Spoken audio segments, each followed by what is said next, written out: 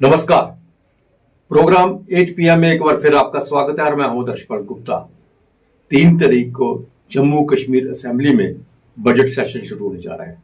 ये पहला यूटी का बजट है और सबसे बड़ी बात यह है कि चीफ मिनिस्टर उमर अब्दुल्ला इसे पहली बार बजट को पेश करने जा रहे हैं। अपोजिशन पार्टी ने कमर कस ली है, उनके जो तीर है उनके तरकश से बाहर आ गए हैं और सरकार को घेरने की पूरी तैयारी लग चुकी है। सबसे बड़ी प्रॉब्लम यह है उमर अब्दुल्ला सरकार के लिए, 2024 के लोकसभा और असेंबली के चुनाव में उन्होंने वादे किए थे 1 लाख नौकरियां देने के लिए और 200 यूनिट मुफ्त बिजली, लेकिन वो अपने वादों के ऊपर पूरा नहीं उतर पा रहे हैं। हालांकि वो कह रहे हैं कि मेरा मैनिफेस्टो जो है 5 साल के लिए था, 4 महीने के लिए नहीं है, लेकिन लोगों को उनके किए हुए वादे जो दिए वो याद दिलाने पड़ते हैं बार बार, क्योंकि लोग इन्हीं उम्मीद पे वोट दिए थे कि हमें 200 यूनिट बिजली जो फ्री होगी, जिस तरह से स्मार्ट मीटर लगने के बाद हजारों रुपए के बिल आ रहे हैं उनसे उनको राहत मिलेगी, बेकारी दूर होगी, नौकरियां मिलेंगी, लेकिन वो सब कुछ अब दिख नहीं पा रहा। इसको लेके भी अपोजिशन सरकार को घेरने की पूरी कोशिश करेगी। उसके साथ साथ फारूक अब्दुल्ला का नेशनल कॉन्फ्रेंस का जो स्टैंड था राज्य का दर्जा लेने के लिए, वो भी यू टर्न लग रहा है। अब जिस तरह से वो मजबूती के साथ उन्होंने स्टैंड दिया था कि 370 की बहाली करेंगे, राज्य को स्पेशल दर्जा दिया जाएगा, यहाँ पे राज्य का दर्जा बहाल किया जाएगा, लेकिन उसमें अब आहिस्ता आहिस्ता वो ठंडा पड़ रहे हैं, वो यू टर्न ले रहे हैं, इस बात पे नहीं आ रहे। इसको लेके भी अपोजिशन खासकर कश्मीर बेस्ड जो पार्टियां हैं वो 370 स्पेशल स्टेटस को लेके नेशनल कॉन्फ्रेंस को घेरने की कोशिश करेंगी। जहां तक भारतीय जनता पार्टी का सवाल है, भारतीय जनता पार्टी ने आज से 2 दिन का शिविर कटरा में लगाया है, 28 और 1 तारीख को। यहाँ पे वो अपने जो 28 के 28 MLA वहां सुबह से मौजूद है, वहां पे उनकी क्लास ली जा रही है, उन्हें बताया जा रहा है। BL संतोष और तरन चुग ने सुबह उनसे बातचीत की है, उन्हें समझाया किस तरह से वहां से बिल्स उठाने हैं, किस तरह से उनसे बात करनी है, किस तरह से आगे चलाना है, क्योंकि जिस तरह से श्रीनगर में छोटे से सेशन में एक बहुत बड़ा हंगामा हुआ था और लोगों की बात ही नहीं हो पाई थी, उसको लेके एक खास तौर पर 2 दिन का प्रशिक्षण जो रखा गया है आज।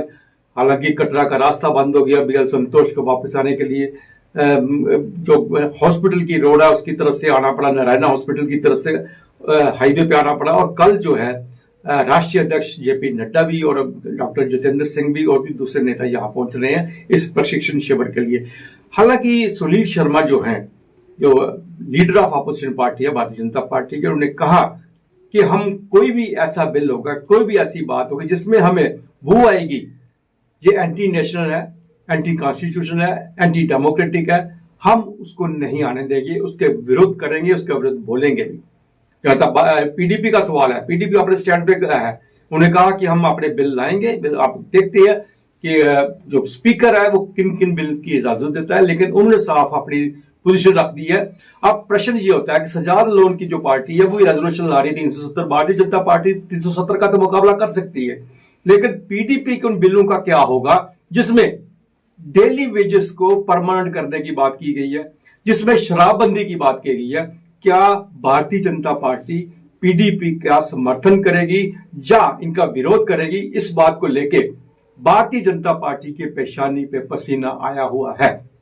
तो आइए अब नजर डालते हैं आज के समाचारों पे।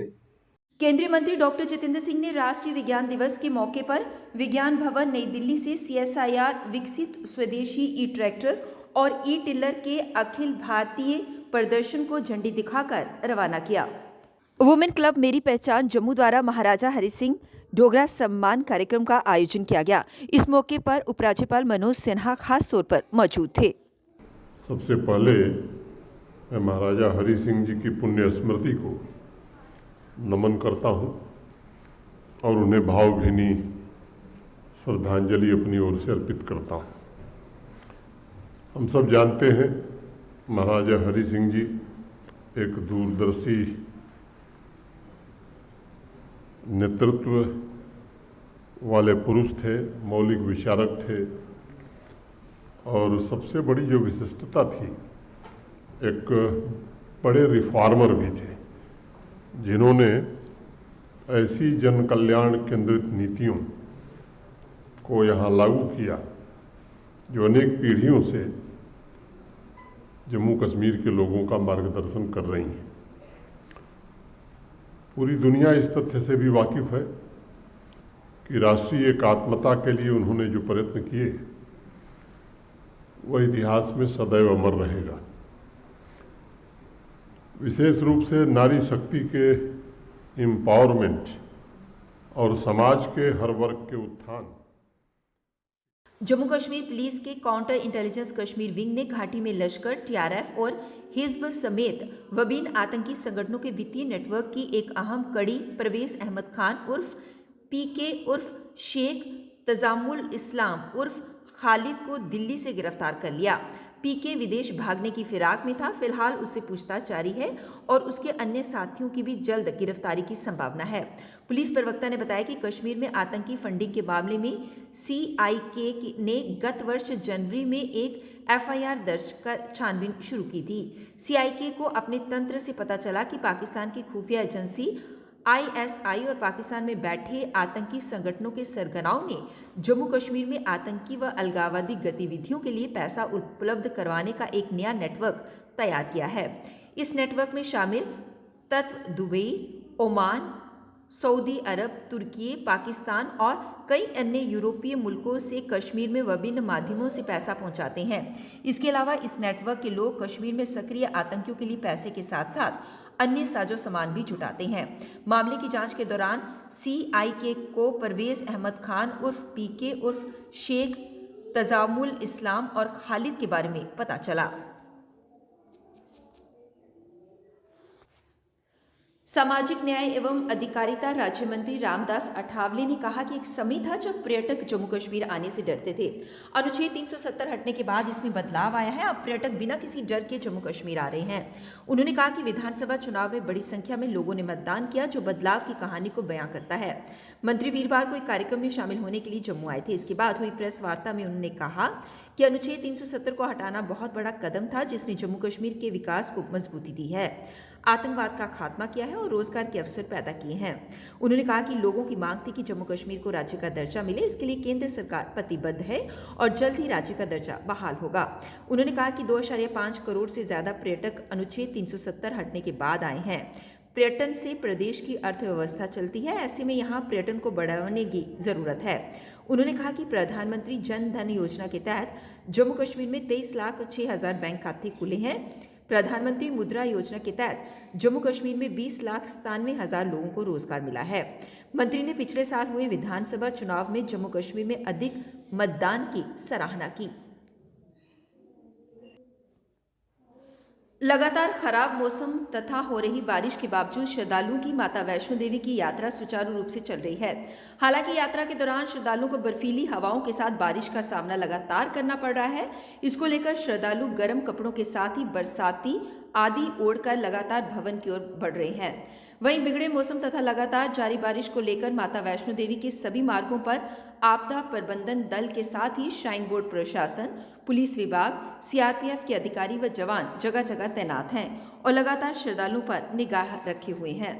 श्रद्धालुओं को लगातार निर्देश दिए जा रहे हैं कि वे भू संकलित क्षेत्रों से पूरी सावधानी के साथ अपनी यात्रा करें। वीरवार को खराब मौसम तथा लगातार बारिश के चलते कटरा से चलने वाले हेलीकॉप्टर सेवा स्थगित रही।